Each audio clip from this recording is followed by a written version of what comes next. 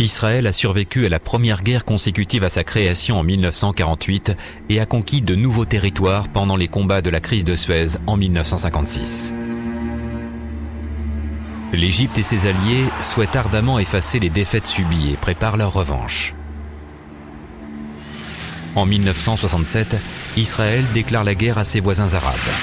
La rapidité de cette offensive lui donnera son nom, la guerre des 6 jours. En 1973, le jour de la fête juive du Grand Pardon, Yom Kippour en hébreu, la coalition arabe déclare à son tour la guerre aux Israéliens. Beaucoup mieux organisée et bénéficiant d'un effet de surprise total, l'offensive arabe connaît à nouveau l'échec. Pour Israël, la catastrophe a été évitée de justesse. C'est la 4e guerre d'Israël avec ses voisins arabes du Proche-Orient. Mais pour bien comprendre ce qui s'est passé, revivons étape par étape tous ces événements.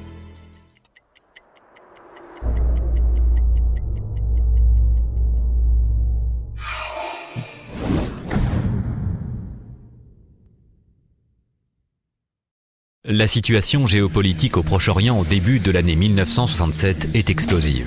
Le ressentiment arabe est fort, suite aux défaites subies pendant la guerre d'indépendance d'Israël en 1948, puis lors de la crise de Suez en 1956, où la coalition franco-anglo-israélienne avait battu les forces égyptiennes. Gamal Abdel Nasser, le raïs égyptien, est particulièrement désireux de reprendre les armes contre Israël, quitte à le faire seul. Réarmé et financé par l'Union soviétique, il pense parvenir à vaincre facilement l'armée israélienne. Mais pour s'assurer une victoire totale, il se rapproche de plusieurs pays arabes, notamment la Syrie et la Jordanie, afin de planifier la future guerre. D'un point de vue démographique, l'Égypte, la Syrie disposent d'une supériorité quantitative. Évidemment en termes de nombre de soldats, mais aussi au niveau des matériels. Le dirigeant égyptien déclenche régulièrement de nombreux incidents à la frontière sud du pays, gardée par les troupes israéliennes. Au nord d'Israël, les Syriens adoptent la même attitude. Malgré cela, Israël maintient sa position d'attente. Les Syriens partageaient avec les Égyptiens une conception politique plutôt panarabe, plutôt laïque, et une conception qui a été jusqu'à la quasi-confédération politique au travers de la République arabe unie, et où à l'époque, les dirigeants des deux États juraient de se suivre les uns les autres à la vie et à la mort. Le 17 mai 1967, Nasser exige le retrait des forces d'interposition de l'ONU stationnées dans le désert du Sinaï, qui garantissent le libre accès au canal de Suez depuis la fin de la crise de 1956. Le birman U Thant, secrétaire général de l'ONU, accepte le principe du retrait des casques bleus, laissant ainsi face à face les deux adversaires. Le 23 mai 1967, Nasser bloque l'accès au détroit de Tiran et commence le blocus du port d'Eilat, empêchant ainsi Israël de se ravitailler en produits pétroliers indispensables à son économie. Nasser, très vite, a pris une décision assez, on va dire, réactionnelle et rapide de fermer le détroit de la mer Rouge. Et alors là, est fermé aussi le Khalid al-Aqaba, le golfe du Aqaba. Et ça, c'était le seul issue d'Israël à l'époque pour sortir. Nasser est en plein nasserisme. Il a une optique pan-arabe. Il a d'ailleurs fondé une République arabe unie avec la Syrie. Ce qu'il ambitionne ultimement, c'est de disposer d'un grand bloc politique arabe qui permettrait de détruire définitivement Israël. Et il décide donc d'aller à l'épreuve de force. Il sent que les Égyptiens sont prêts à le soutenir. Il augmente la pression sur Israël, il s'arrange avec la Syrie pour que, le cas échéant, en cas de guerre, la guerre soit ouverte sur deux fronts, soit bien évidemment au sud, à travers le Sinaï, contre le désert du Negev, mais aussi via les Syriens, par le nord, en remontant, en redescendant finalement à travers Israël, de façon à ce que les forces syriennes et égyptiennes puissent faire leur jonction à peu près au milieu d'Israël. Tentant de trouver une solution diplomatique, Israël fait appel aux États-Unis, à la Grande-Bretagne et à la France. Les grandes puissances avaient promis à Israël qu'elles maintiendraient libres les accès maritimes au sud du pays, mais aucune d'entre elles ne parvient à résoudre le problème. Le général de Gaulle pensait que les grandes puissances pouvaient dissuader les Arabes d'attaquer. C'est comme ça qu'il s'agissait. C'est pas dissuader Israël, c'est dissuader les Arabes. Les pays arabes encerclent Israël, comme Maxime Rodinson, le grand arabisant à la une du Monde, a dit 200 millions d'individus contre 6 millions. Alors Israël a commencé à crisper et ils ont commencé à préparer une forme, on va dire, d'état d'urgence pour faire une guerre. Augmentant encore la pression, Nasser masse de plus en plus de troupes à la frontière et accélère la mobilisation de renforts en Égypte. Il en use et il en abuse. Et il va si loin dans ses déclarations, dans la fermeture du détroit de Tiran, que les Israéliens estiment qu'une guerre devient tout à fait probable et voire même nécessaire pour crever l'abcès. Le 30 mai 1967, un traité d'assistance militaire mutuelle est officiellement signé entre l'Égypte et la Jordanie, complétant un traité identique signé en 1966 avec la Syrie. D'autres pays arabes, comme l'Irak, le Koweït, le Soudan ou l'Algérie, commencent à mobiliser des troupes en vue d'une intervention militaire. La Jordanie et la Syrie, elles aussi, lancent la mobilisation générale. Face à ce péril, à la fois militaire et économique, Israël se prépare également à la guerre, l'issue désormais la plus probable à ce conflit.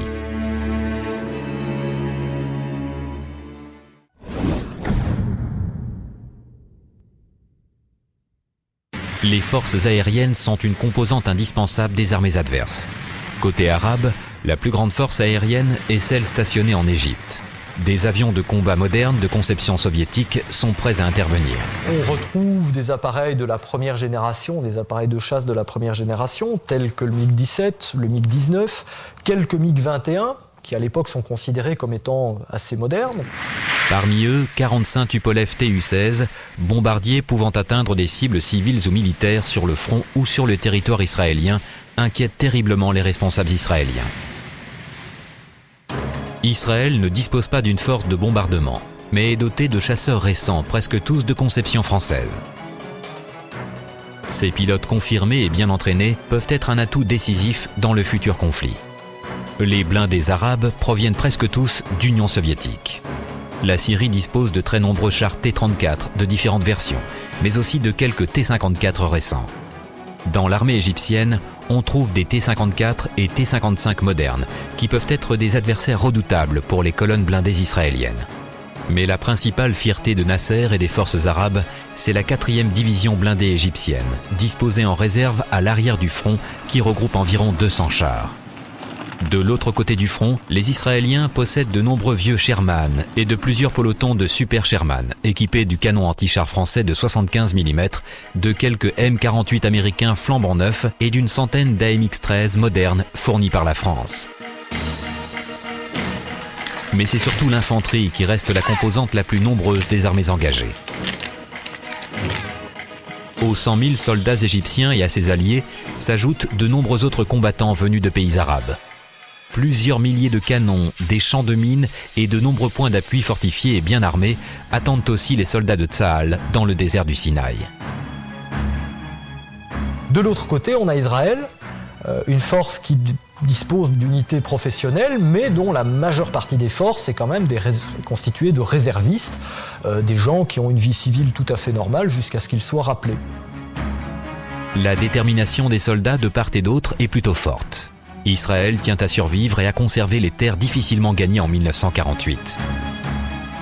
La motivation arabe, quant à elle, a cru considérablement depuis les 2 derniers affrontements avec Israël et les soldats rêvent de venger les humiliations subies. Israël, ayant épuisé tous les recours diplomatiques et sentant la menace d'une guerre imminente, décide finalement d'attaquer afin de conserver l'initiative et l'effet de surprise.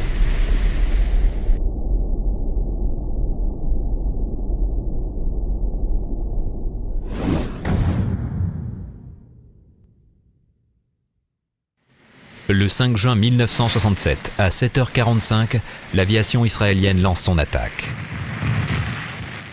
En fait, Israël a fait ça par surprise. Elle a choisi en fait la fête du sacrifice, la fête du Grand Bayram qu'on appelle le mouton, la fête du mouton, pour attaquer l'Égypte, attaquer les forces égyptiennes au Sinaï. L'opération Moked, qui est lancée à l'aube du 5 juin 1967, et là, les Israéliens ambitionnent en fait de détruire au sol l'aviation égyptienne. Donc, ils attendent que l'aviation égyptienne ait fait sa ronde matinale, sa patrouille matinale, qu'elle rentre au sol, que les pilotes égyptiens prennent le thé. Et là, les appareils israéliens déboulent littéralement dans le ciel égyptien et frappent les unes après les autres les différentes bases aériennes égyptiennes. Après un détour par la Méditerranée à très basse altitude pour éviter toute tentative de détection par les radars égyptiens, la force de frappe aérienne d'Israël porte un coup décisif en détruisant au sol 309 des 340 avions des forces militaires aériennes égyptiennes.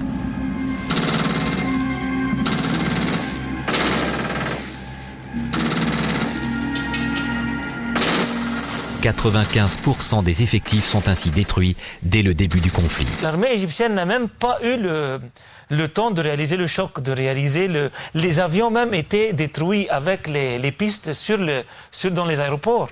Les avions égyptiens n'ont pas décollé même. C'est un énorme succès. En quelques heures, Israël s'est assuré la maîtrise totale du ciel sur le front égyptien. La suite de la campagne au sol pour les troupes israéliennes va se dérouler sous une protection aérienne constante et très efficace.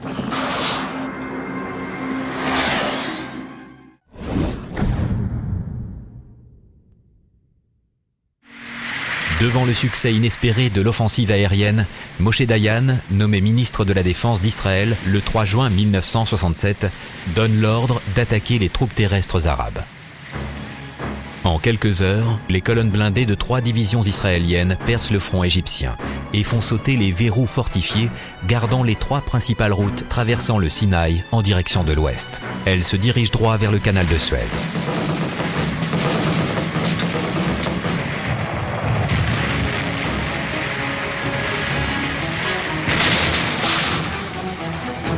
Partout, les divisions arabes battent en retraite en désordre, incapables d'arrêter la progression des chars ennemis. Un jeune commandant de blindés, Ariel Sharon, devient célèbre par ses initiatives audacieuses dans le Sinaï. Il deviendra, quelques années plus tard, Premier ministre de l'État d'Israël. Le 6 juin 1967, un autre jeune chef de char, Yitzhak Rabin, s'empare audacieusement de la bande de Gaza. Lui aussi sera un jour Premier ministre de son pays. Les Israéliens vont extrêmement vite. Ils doivent tenir des passes qui coupent finalement le Sinaï en deux, les passes de Mitla, de Guidi et ainsi de suite. Ces passes finalement sont des goulets d'étranglement. Il faut pouvoir impérativement les passer parce que le Sinaï n'est pas plat, il est relativement montagneux. Il faut grimper la montagne puis la redescendre avant d'arriver au canal de Suez. Le 7 juin 1967, les Israéliens ne sont plus qu'à 40 km du canal de Suez qu'ils atteignent enfin le lendemain. L'accès au détroit du Tiran est réouvert et le blocus du golfe d'Aqaba est levé. Le Sinaï est entièrement conquis. Les combats sur le sud du front cessent. L'armée égyptienne de Nasser a perdu.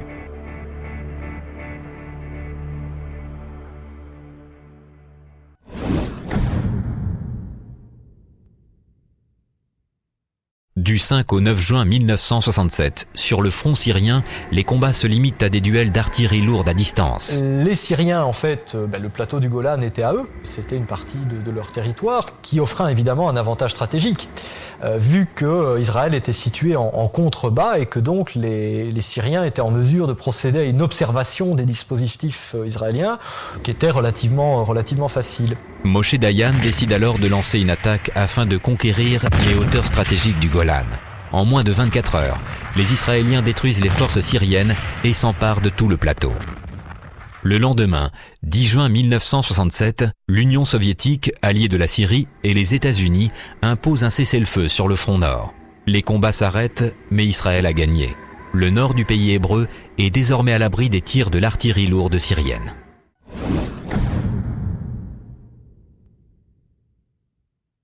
Trompée dans les premiers jours par la propagande égyptienne criant victoire, la Jordanie entre en guerre contre Israël et commence à bombarder Jérusalem-Ouest avec son artillerie lourde. Or, initialement, l'état-major israélien n'y avait pas prévu de combat.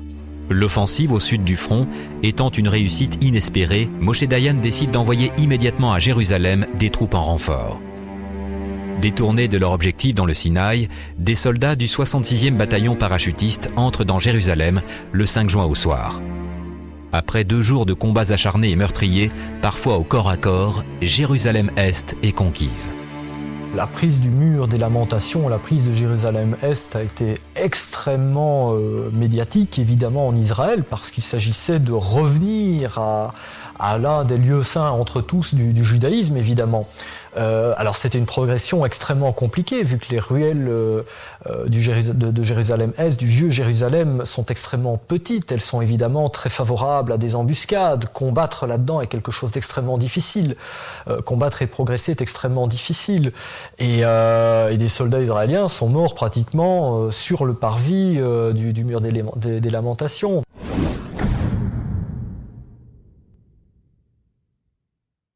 Le 7 juin 1967, après la perte de Jérusalem, le roi Hussein accepte l'arrêt des combats sur le front jordanien et un cessez-le-feu est signé. Le 8 juin 1967, devant la défaite des troupes égyptiennes et le passage du canal de Suez par les troupes israéliennes, Nasser accepte de signer lui aussi un cessez-le-feu.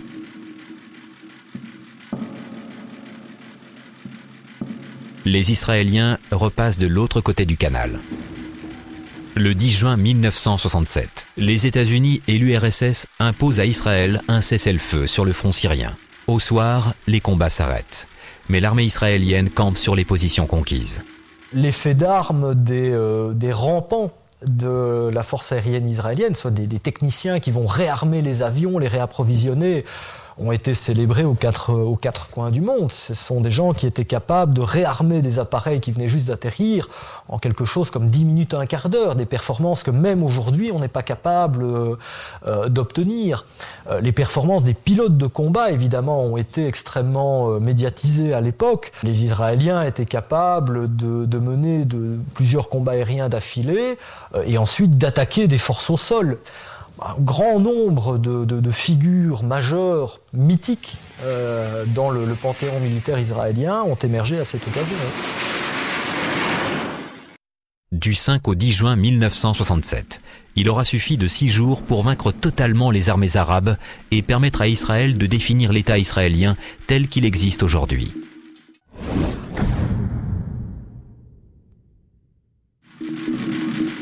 Israël est passé de 20 000 à 88 000 km², quadruplant ainsi la superficie de son territoire. Elle peut désormais compter sur un glacis défensif des zones frontières, protégeant le cœur de l'État hébreu. Jérusalem est réunifiée. Les pertes arabes sont très importantes. Au niveau humain, environ 20 000 Égyptiens, 6 000 Jordaniens et 500 Syriens sont morts. C'était en fait une guerre assez atroce qui a fait beaucoup de victimes, surtout du côté égyptien bien sûr, et ça n'a pas été du tout, on va dire, oublié, à mon avis jusqu'aujourd'hui, oublié dans l'esprit du peuple égyptien. Pas mal de victimes, pas mal de morts, des dégâts, pratiquement une grande partie de l'armée égyptienne est complètement détruite. Et pire que tout ça, la presqu'île du Sinaï est occupée jusqu'au canal du Suez. Côté israélien, on compte 1 millier de morts. Au sortir de la guerre des 6 jours, les États arabes souhaitent déjà une revanche.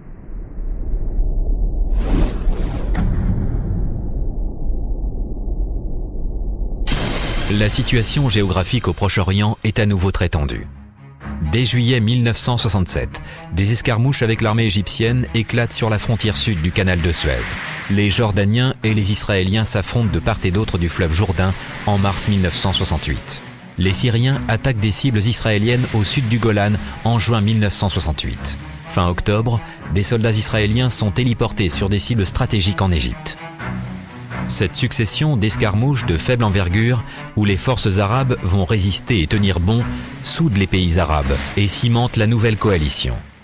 Cette période-là, entre la guerre de 6 jours et la guerre de 73, on l'appelle la guerre d'usure. Ça s'appelle comme ça, la guerre d'usure. Il y avait toujours des tractations au travers le canal de Suez entre les deux armées. Peu après, les États-Unis décident d'imposer encore une fois un cessez-le-feu à Israël. La guerre est provisoirement évitée. En Égypte, Nasser décède en 1969. Anwar el-Sadat lui succède. Qu'on lui demande toujours la même chose. Et tout de suite, il faut une victoire. Nous sommes humiliés. Tout le peuple égyptien n'a qu'un seul but dans la vie, c'est d'avoir la revanche contre Israël. Hussein est roi de Jordanie et en Syrie, Hafez el-Assad est à la tête du pays. Les trois hommes fondent l'Union des républiques arabes en 1972, que rejoint ensuite la Libye.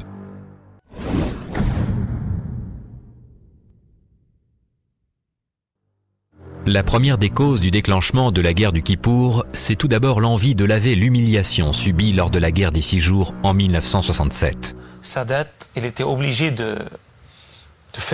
d'utiliser aussi son intelligence. C'est un homme très très intelligent et très rusé. On va rendre le coup, comme vous dites, avec Yom Kippour. Alors aussi une fête, que tous les Israéliens et tout ça sont en repos et tout ça. On va nous prendre notre revanche, on va attaquer aussi par surprise. De plus, le but n'est plus le même. Ce n'est plus la destruction d'Israël qui est visée. Les pays arabes ont compris que la communauté internationale ne les laissera pas faire. Les causes immédiates, c'est l'incapacité du renseignement israélien et du niveau politique israélien à bien comprendre ce qui est en train de se passer de l'autre côté de la frontière. C'est-à-dire que les Américains préviennent assez rapidement les Israéliens que les Égyptiens et les Syriens sont en train de monter en puissance et que tout cela commence à ressembler furieusement à des préparatifs de guerre. Un certain nombre de gens, au Mossad, au Shin Bet, avertissent également le niveau politique israélien en leur disant que, effectivement, les préparatifs égyptiens et syriens ont tout de préparatifs de guerre. Et le niveau politique israélien reste relativement attentiste par rapport à cela.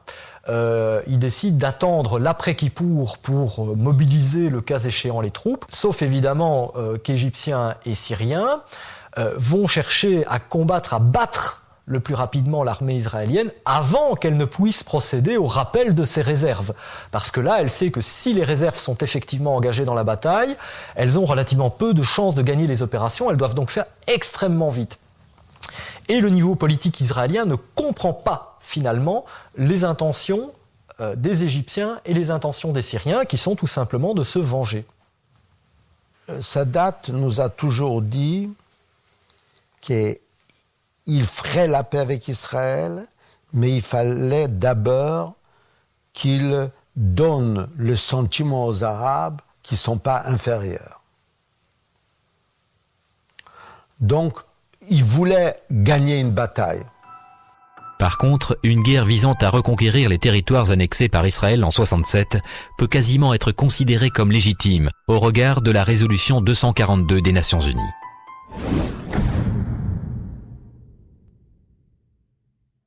Adoptée par le Conseil de sécurité des Nations Unies le 22 novembre 67, la résolution 242 appelle au retrait par les troupes israéliennes des territoires occupés. Elle demande aussi le respect de l'intégrité des frontières et de l'indépendance politique de tous les États de la région. Même si cette résolution n'a pas été suivie d'effets immédiats, elle crée le cadre juridique qui va servir de base aux futures négociations de paix dans les décennies à venir.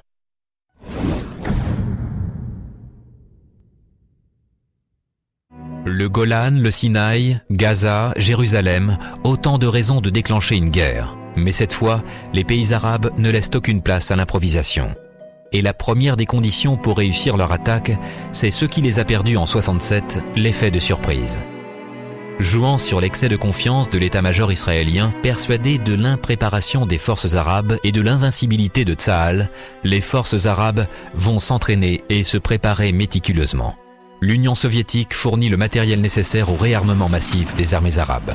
Côté arabe, l'Égypte, une fois de plus, fournit le plus gros du contingent. 785 000 hommes, dont 485 000 réservistes. 604 appareils de combat, 2200 chars de combat et 30 chars lourds. Et surtout, l'Égypte s'est dotée récemment d'armes anti-aériennes modernes soviétiques. Côté syrien, la mobilisation a été importante. 310 000 hommes, dont 190 000 réservistes. 355 appareils de combat, 1 650 chars de combat et 35 chars lourds. Les autres contingents arabes, irakiens, palestiniens, jordaniens, marocains, algériens, tunisiens, fournissent environ 50 000 combattants, 800 chars et une centaine d'avions. De plus, certains grands pays arabes, riches producteurs de pétrole comme l'Arabie Saoudite et le Qatar, financent la campagne et apportent plusieurs centaines de millions de dollars. Côté israélien, Tsahal s'est considérablement renforcé et modernisé. Les 386 avions de la chasse israélienne sont à la pointe de la technologie guerrière. Israël a mobilisé 315 000 hommes, dont 200 000 réservistes. Ils sont répartis en 39 brigades, dont 16 blindés, 6 mécanisés et 5 parachutistes, les célèbres Golanis. De plus, le long du canal de Suez, Israël a implanté une ligne de défense statique, la ligne Bar-Lev, constituée de 30 points d'appui fortifiés, les Muazzim. Israël va construire la ligne de Bar-Lev, qui est une ligne en fait de fortification énorme. Ils disent, les militaires, qu'il était la ligne la plus forte à l'époque dans le monde, qui n'a rien à voir même avec la ligne Maginot que la France a construite ici en France. C'était encore beaucoup plus puissant. Tout est maintenant en place, l'offensive peut débuter.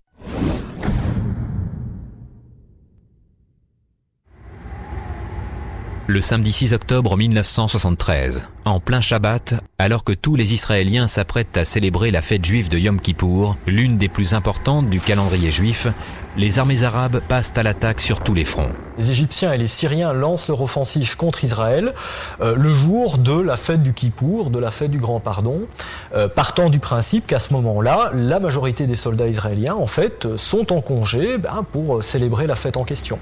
C'est une surprise totale. Endormi par des années de calme relatif, Israël n'a pas anticipé l'offensive.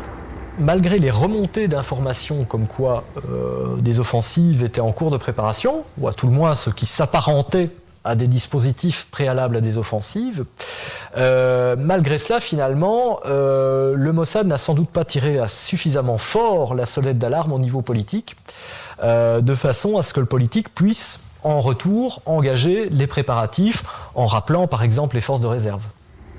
Cette impréparation va lui coûter cher. Dans les premiers jours, l'aviation israélienne subit de lourdes pertes. Victorieuse en combat aérien, elle se heurte aux missiles anti-aériens qui abattent de nombreux avions. Elle ne pourra pas aider efficacement les troupes au sol, comme elle l'avait fait en 1967.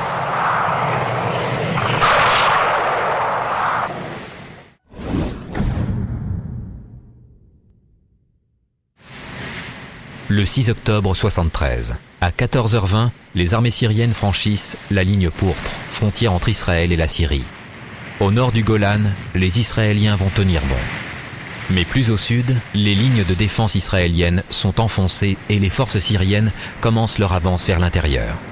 Devant la catastrophe imminente, l'état-major israélien y dépêche de toute urgence des renforts. Durant la guerre des 6 jours, en fait, les réserves ont été mobilisées avant l'attaque, les plans de guerre sont prêts. Au moment dit, à l'heure dite, l'exécution du plan commence et le plan est parfaitement exécuté. Tandis qu'au Kippour, là, les Israéliens n'ont plus l'avantage du temps. Ils doivent réagir face à une attaque. Donc, bien évidemment, ils vont rappeler les réserves, mais tout cela demande du temps. Ils réussissent in extremis à redresser la situation au soir du 7 octobre. L'alerte a été très chaude. Une journée de plus et les forces syriennes pouvaient attaquer au cœur du pays. En 24 heures, les Syriens ont atteint tous leurs objectifs. Le plateau du Golan est de nouveau entre leurs mains. Erreur tactique. Le haut commandement syrien ordonne l'arrêt de la progression dans l'attente du cessez-le-feu, ce qui donne à Tsahal l'opportunité de monter une contre-offensive. Le 8 octobre, les Israéliens passent à l'attaque avec 2 divisions blindées et forcent les troupes syriennes à repasser la frontière. Le 11 octobre, ils débouchent sur la plaine de Damas et parviennent à 30 km de la capitale syrienne. Des combats de blindés acharnés ont lieu.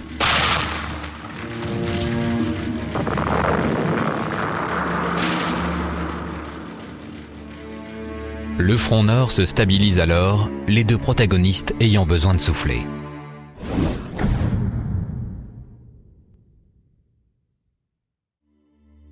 Le 6 octobre 1973, artillerie et chars égyptiens ouvrent le feu sur la ligne Bar-Lev. En peu de temps, plus de 100 000 obus s'abattent sur les positions israéliennes. Les Israéliens se voient complètement bousculés. Ils pensaient que le canal de Suez était infranchissable du fait de dunes de sable. Or, les Égyptiens trouvent la parade. Ils emploient des jets d'eau à forte pression qui font en sorte que le sable finisse par s'écouler. Et donc, à partir de ce moment-là, les Égyptiens sont en mesure de mettre en place des ponts du génie, des ponts mobiles, etc., et de lancer leurs troupes à l'assaut du Sinaï. Un gigantesque assaut amphibie commence et les premières troupes égyptiennes traversent le canal sur des canaux d'assaut, protégés par un brouillard artificiel. À 18h, plus de 30 000 hommes ont déjà traversé et la tête de pont s'organise. Le premier pont égyptien lancé sur le canal de Suez est maintenant opérationnel. En moins de 24 heures, 100 000 hommes et 1300 chars passent à l'attaque des fortins israéliens de la ligne Bar-Lev et découvrent que seuls 17 des 30 fortins sont occupés. Un seul, au nord de la ligne, baptisé Budapest, tiendra bon jusqu'à l'arrivée des renforts. Pris totalement par surprise, les Israéliens tentent de dégager les points d'appui. Des dizaines d'avions israéliens sont sacrifiés par les missiles soviétiques SAM, sans parvenir à un résultat probant. De même, les mines, les missiles anti-chars Sager et le fameux RPG-7 portable détruisent un nombre important de chars israéliens. Pour la première fois, Tsahal est mise gravement en échec. C'était un exploit et un miracle de traverser le canal de Suez, qui était la plus grande barrière maritime jamais traversée avec cette façon dans l'histoire des armées du monde. Le 8 octobre, une première grande contre-offensive israélienne est lancée. Mal préparée, c'est une défaite totale. Le 9 octobre, les Égyptiens, ayant repris la rive est du canal de Suez et une bande de terrain suffisamment large pour la protéger, freinent leur progression et attendent le cessez-le-feu. Néanmoins, pour soulager le front syrien qui commence à craquer, ils reprennent l'offensive en profondeur dans les sables du Sinaï. À partir du 11 octobre, les renforts israéliens font pencher la balance. En 2 jours, les proportions de pertes s'inversent. Le 14 octobre, 1200 chars s'affrontent dans le plus grand combat blindé des guerres israélo-arabes. C'est le tournant de la guerre sur le front sud. Le 15 octobre, ils repoussent les Égyptiens jusqu'au canal qu'ils franchissent le soir même. Les combats se déroulent maintenant sur la terre égyptienne. C'est la 143e division blindée du général Ariel Sharon qui est en pointe du dispositif. Les 16 et 17 octobre, les combats de la ferme chinoise sont particulièrement âpres. Pendant plusieurs jours, attaques et contre-attaques se succèdent. C'est là où un personnage comme Sharon, qui a complètement brouillé les cartes et les projets des états-majors, il a foncé à la tête de sa colonne de chars, il a contourné la 13e armée égyptienne, il les a pris dans... Les Égyptiens pensaient qu'il était en train de foncer sur Tel Aviv et ils sont retrouvés encerclés par les Israéliens. Le 22 octobre, Port Saïd et Suez sont menacés et la 3e armée égyptienne est totalement encerclée. Les 22 et 23 octobre, les résolutions 339 et 340 du Conseil de sécurité de l'ONU demandent l'arrêt des combats. Le 24 octobre, tous les belligérants acceptent le cessez-le-feu. La guerre du Kippour est terminée.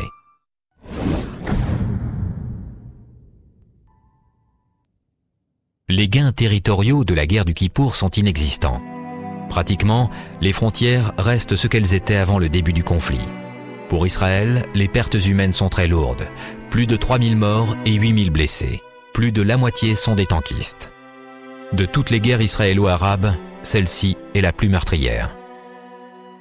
Les pertes arabes sont nombreuses, mais comparativement beaucoup plus faibles que lors des guerres précédentes. 9500 morts environ et 20 000 blessés. Malgré la défaite, les armées arabes ont retrouvé leur fierté. Et Israël ne sous-estimera plus jamais leur potentiel. Les dirigeants israéliens s'en souviendront lors des négociations futures.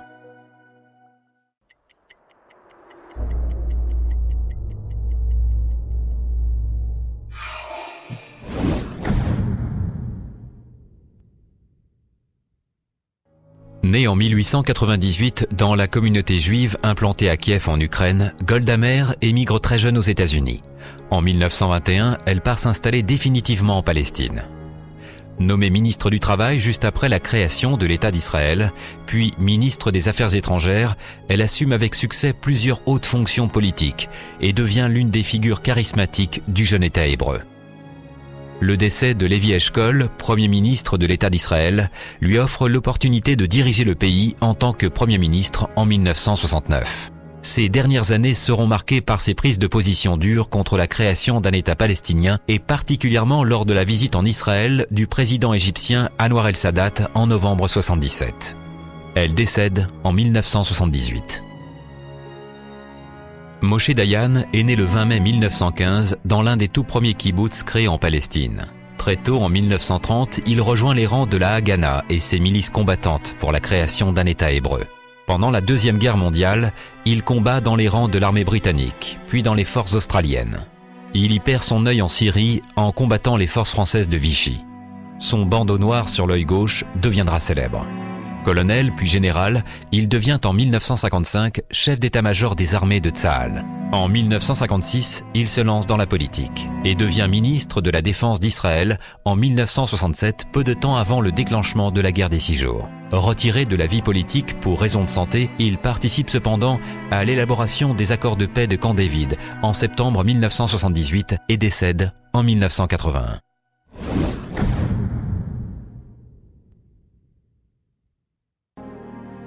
Né à Bani Mour, en Haute-Égypte, dans une famille modeste, Gamar Abdel Nasser grandit à Alexandrie.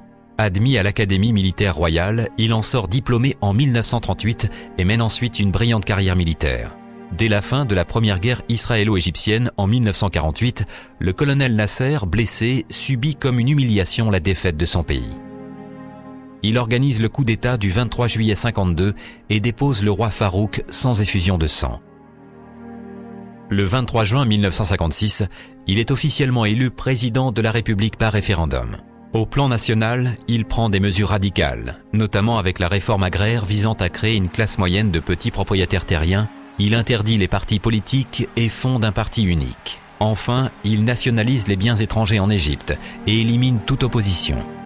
Au plan international, Nasser incarne le projet d'unité du monde arabe. Il meurt subitement d'une crise cardiaque le 28 septembre 1970. Les funérailles du Raïs donnent lieu au rassemblement de millions de personnes.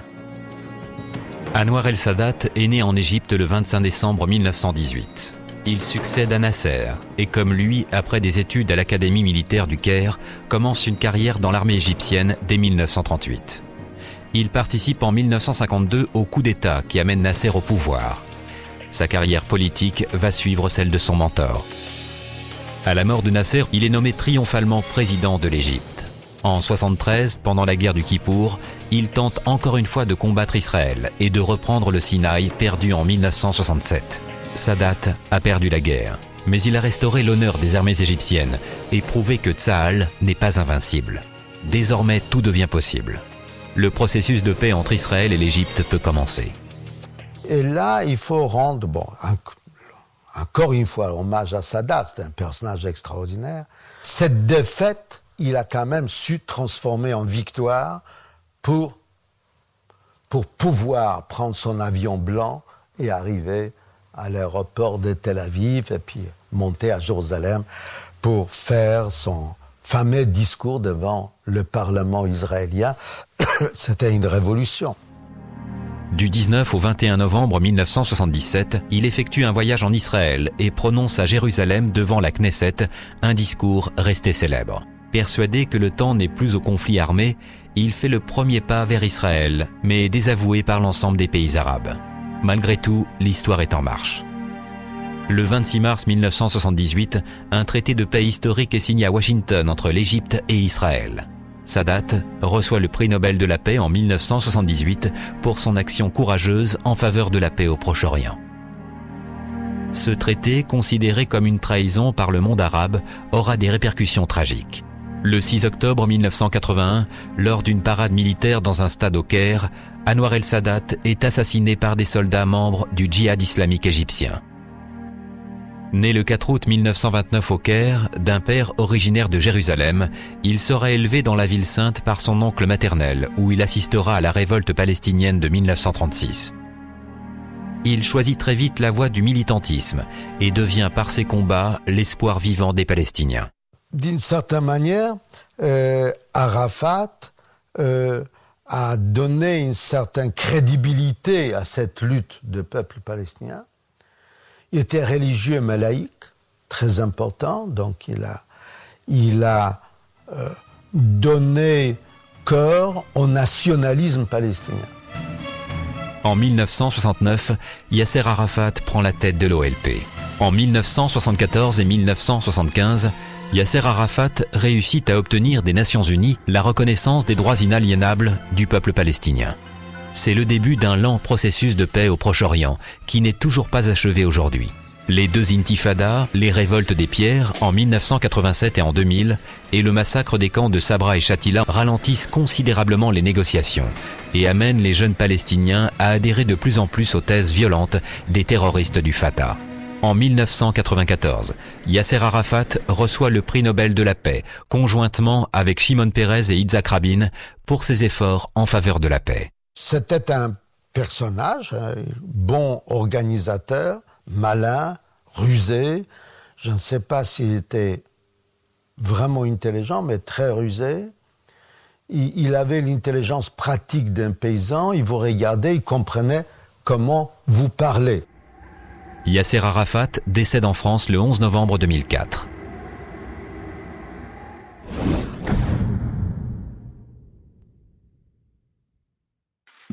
Jimmy Carter est né le 1er octobre 1924 dans l'État américain de Géorgie. Il est élu sénateur dans les années 60, puis gouverneur de l'État de Géorgie en 1974. Le 20 janvier 1977, il devient le 39e président des États-Unis. Un grand moment de son mandat présidentiel est la signature des accords SALT II avec l'Union soviétique portant sur la réduction des armements nucléaires stratégiques. Mais son plus grand succès médiatique est la réussite du sommet de Camp David aux États-Unis entre le 15 et le 17 septembre 1978, où il organise la rencontre entre le président arabe Anwar el-Sadat et le premier ministre israélien Menahem Begin. Cette rencontre historique aboutira quelques mois plus tard sur le premier traité de paix entre l'Égypte et Israël. Les accords de Camp David marquent l'histoire. Pour ses différentes actions humanitaires en faveur de la paix, Jimmy Carter reçoit le prix Nobel de la paix en 2002. Il vit toujours aux États-Unis.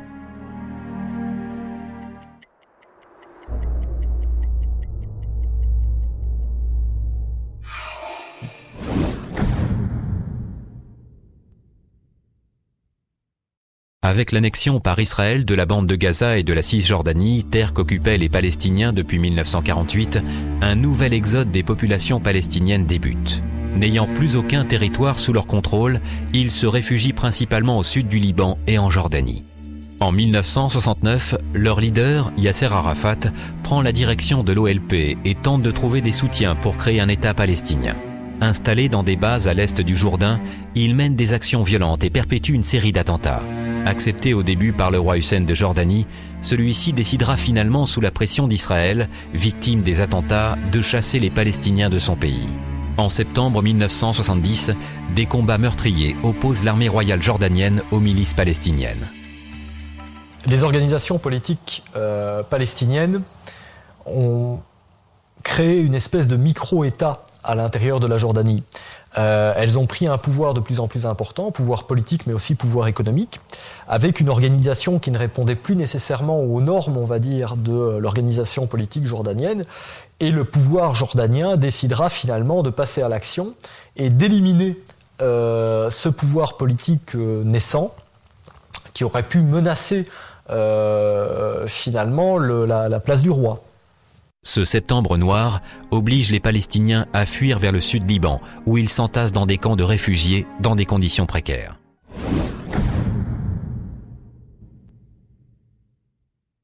En septembre 1967, les pays arabes réunis au sommet de Khartoum au Soudan prennent ce qui sera appelé la résolution des 3 non. Non à la paix avec Israël, non à la reconnaissance de l'État d'Israël et non à toute négociation avec Israël. Les Israéliens pensent toujours que les Arabes jouent beaucoup, font souvent une guerre psychologique. Vous allez voir ce que vous allez voir. Et puis, les autres Arabes, c'est toujours la même chose. C'est qu'il y a, malgré tout, dans le monde arabe, au fond de chacun, il y a un refus d'Israël. Même ceux qui signeront demain la paix. Il faudrait des générations ensuite pour qu'ils acceptent Israël physiquement et pour toujours.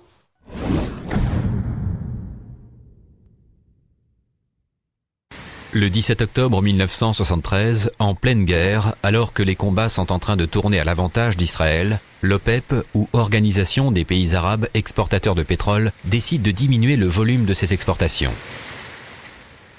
Peu après la fin des combats, en représailles, elle augmente considérablement le prix du baril de pétrole brut, créant ainsi de graves difficultés économiques aux pays industrialisés. C'est le premier choc pétrolier.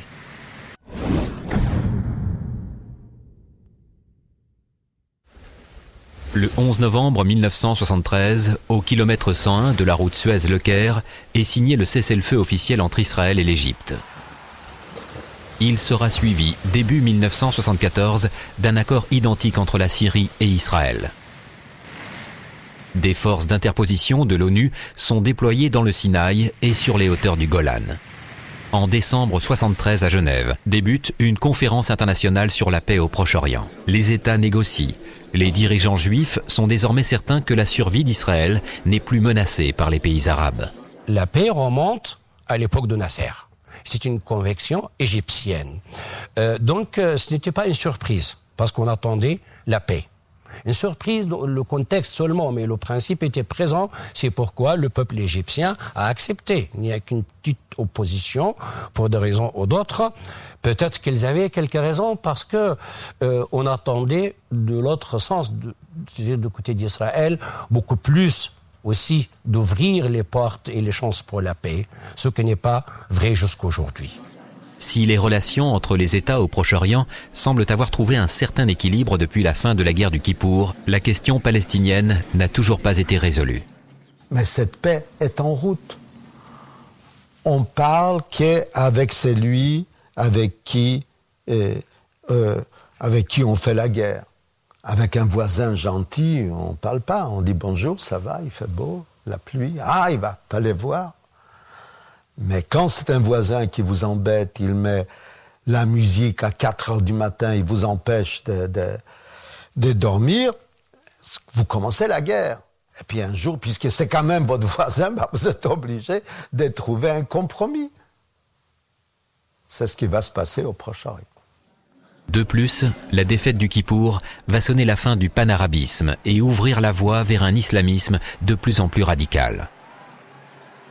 On attend qu'Israël aussi lutte contre l'extrémisme en Israël, qui est très dangereux, qui n'est pas moins dangereux que l'extrémisme musulman, ce n'est pas moins dangereux que l'extrémisme américain, parce qu'on vit un extrémisme américain, on le voit très fort, qui excite, qui nourrit l'extrémisme musulman. Le terrorisme devient un système de communication et trouvera son apothéose le 11 septembre 2001. L'ONU va déclarer inaliénables les droits du peuple palestinien et poser les bases de la création d'un futur État palestinien. Mais cette question difficile continue encore aujourd'hui à détériorer les relations entre Israël et les pays arabes. Nous avons connu en Europe les guerres des 30 ans, des 100 ans, avec la paix à Nuremberg. Il n'y a pas si longtemps, Belfast, une guerre des 100 ans, entre deux communautés se partageant le même territoire, parlant la même langue, priant le même Dieu, protestants et catholiques. Combien de morts? Je pense que toutes les guerres finissent par la paix. C'est comme ça. C'est une bêtise peut-être, une banalité, mais c'est comme ça.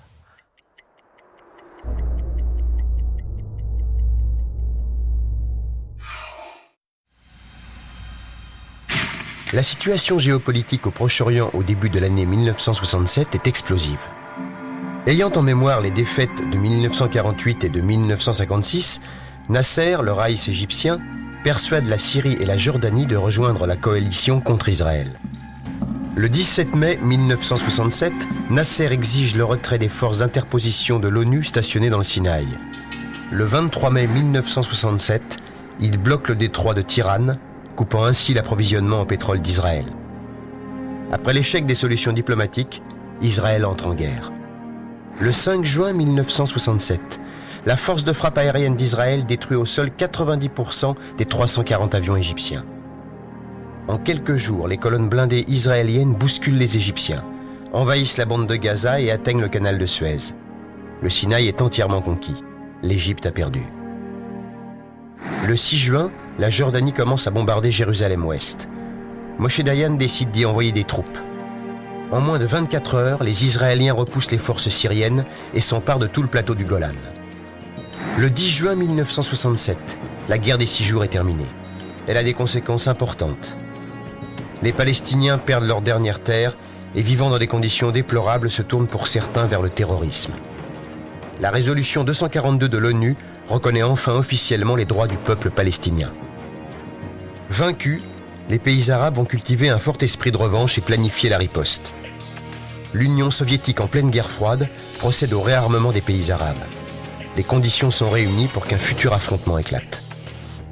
6 ans plus tard, le samedi 6 octobre 1973, lors de la fête juive de Yom Kippour, les armées arabes à nouveau réunies lancent une attaque surprise sur tous les fronts.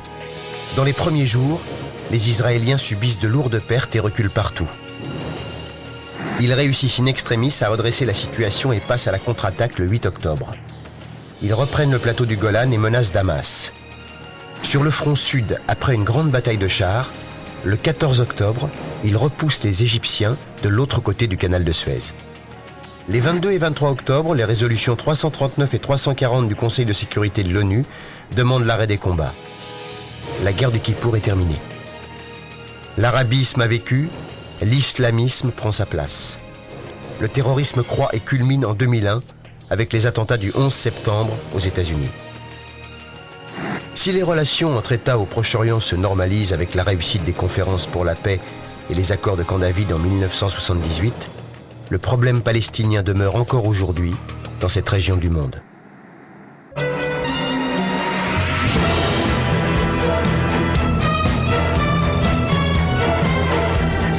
Ich bin ein Berliner.